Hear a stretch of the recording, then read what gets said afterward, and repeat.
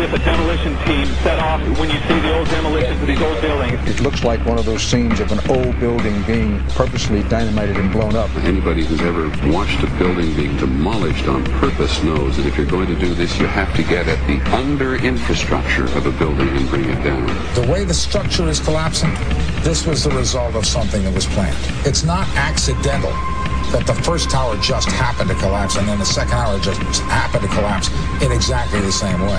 How they accomplished this, we don't know. The building collapsed to dust. You don't find a desk. You don't find a chair. You don't find a telephone, a computer.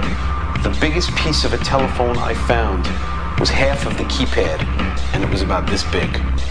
What happened to the concrete? The concrete was pulverized from river to river. There was dust, powder, 2-3 inches thick. The concrete was just pulverized. Reminiscent of those pictures we've all seen too much on television before, when a building was deliberately destroyed by well-placed dynamite to knock it down. If they had detonated, they were planned to take down a building.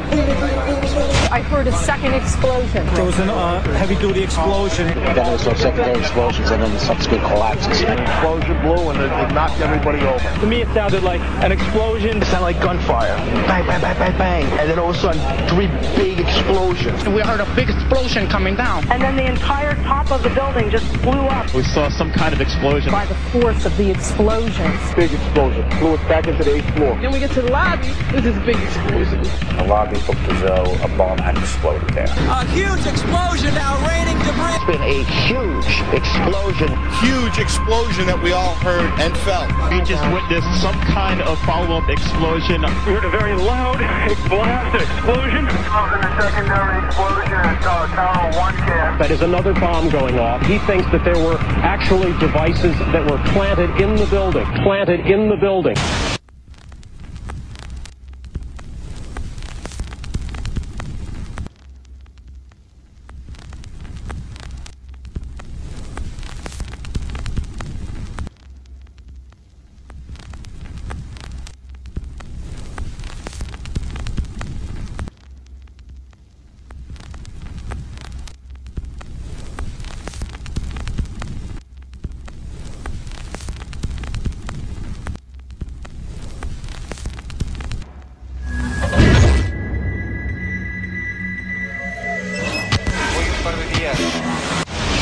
I don't think anybody could have predicted that they would try to use an airplane as a missile, a hijacked airplane as a missile. Nobody in our government, at least, and I don't think the prior government that could envision flying airplanes into buildings. No specific threat involving really domestic operation or involving what happened, obviously, the city's airliner and so forth. There were no warning signs that I'm aware of. USA Today reports that in the 2 years before the attacks on September the 11th, NORAD conducted exercises using hijacked airliners as weapons. And one target was the World Trade Center.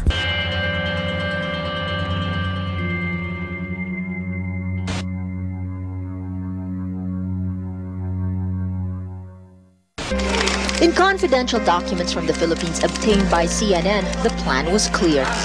He will board any American commercial aircraft, control its cockpit, and dive it at the CIA headquarters. Other buildings targeted the Pentagon and the World Trade Center. Security and counterterrorism was blinking red, in the words of George Tenet, that the warnings of an imminent attack were so severe that something dramatic should have been done. It was unparalleled. Instead, our president went on a month-long vacation.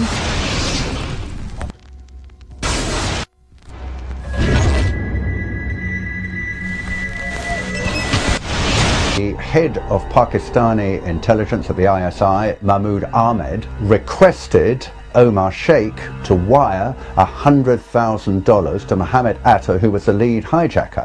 Hijacker Mohammed Atta received wire transfers via Pakistan. The man sending the money to Atta is believed to be Ahmed Umar Saeed Sheikh. Omar Sheikh admitted he was supported by the Pakistan government's intelligence service, the ISI.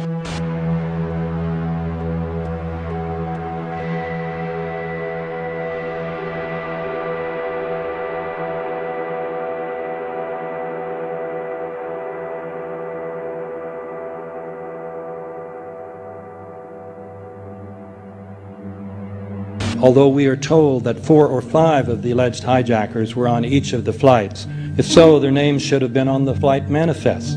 But the flight manifests that have been released contain neither the names of the alleged hijackers nor any Arab names whatsoever. We know that the men who were supposedly the hijackers had their houses, cars, credit cards paid for by the U.S. government. They were in truth agents. Evidence was also apparently planted.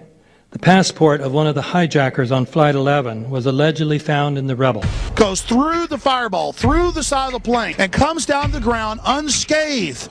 But something happened. For 6 months they reported they had this passport. Boy, we've got it, we've got the proof.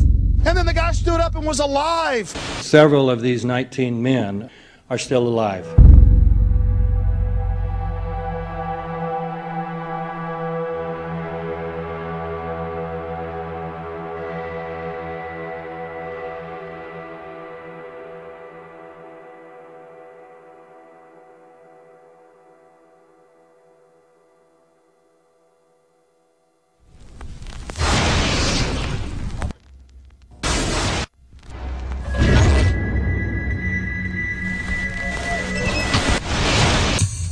Of course we're after Saddam Hussein, bin Laden. He's January 2001, the Bush administration orders the FBI and intelligence agencies to back off investigations involving the bin Laden family, including 2 of Osama bin Laden's relatives, who were living, guess where, in Falls Church, Virginia, right next to CIA headquarters. When he was already America's most wanted criminal, he reportedly spent 2 weeks in the American hospital in Dubai, was treated by an American doctor, and visited by the local CIA agent.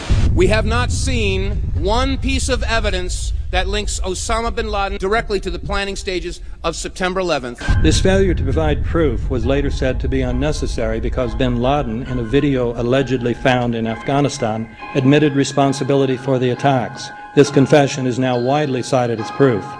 But the man in this video has darker skin, fuller cheeks, and a broader nose than the Osama bin Laden of all other videos.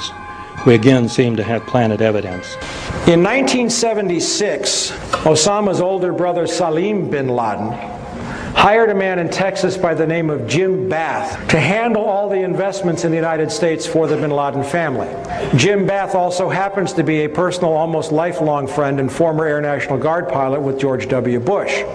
The connections between the Bushes and the bin Ladens become much more clear when George Herbert Walker Bush made trips to Saudi Arabia in 1998 and 2000 to meet with the bin Laden family on behalf of a company called the Carlyle Group.